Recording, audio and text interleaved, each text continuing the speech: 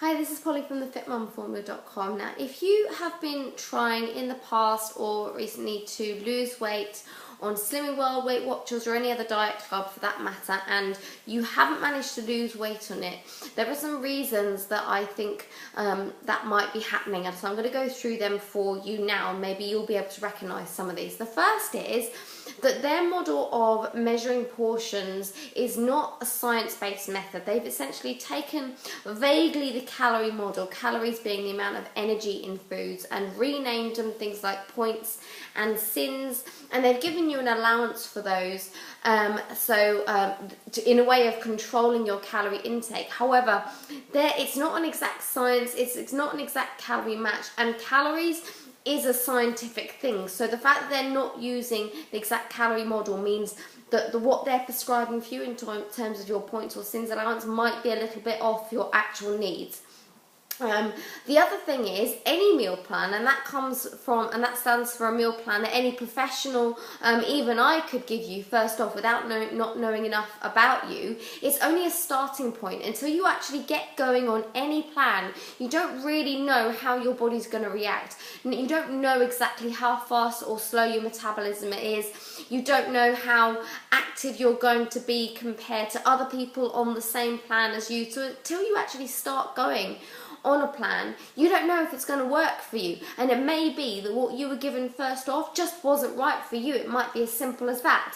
It could be that you can't stick to it. Now, if you're finding that you're really hungry all the time, or you're missing out on your favourite foods, or you've got sugar cravings or anything like that, and as a result of that, you're actually deviating from the plan you've been given and you're eating outside of that plan, those calories are going to add up. Now, it doesn't necessarily mean the plan you were given was too few calories and not enough food for you. It might be that it's the wrong types of foods, and the foods that you've been told to eat haven't been good enough at keeping your hunger levels under control, keeping your energy stable, and keeping your blood sugar stable, and keeping those cravings at bay. So those things there that I've just mentioned are markers, and they're indicators that your body isn't happy about what you're doing. So even if you're eating the right amount of calories for you, if you're feeling hungry, tired, got cravings or anything like that going on, it's not working for you. Even if it's the right amount of food, or even if you're losing weight slowly and steadily,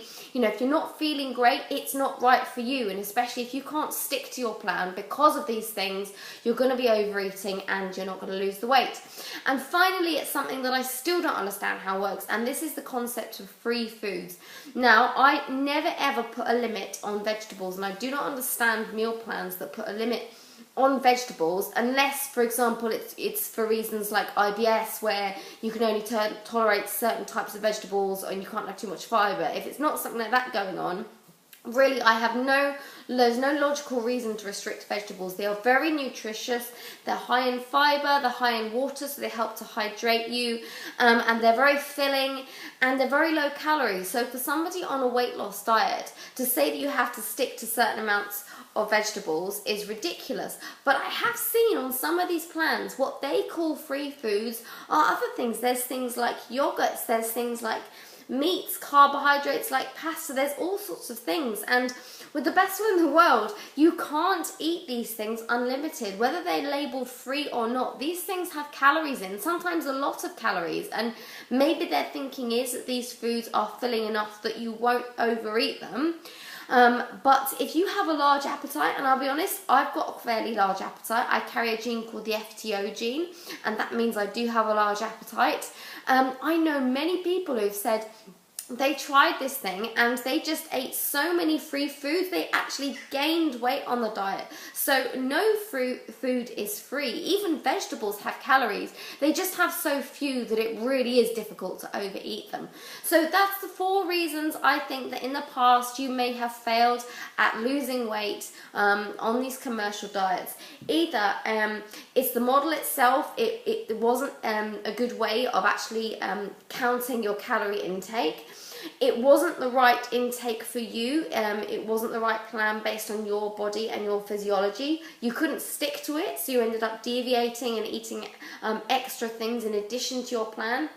Or you were eating all the extra free foods that you were told you could have, but you were eating so many of them, they were actually adding up to a lot of extra calories.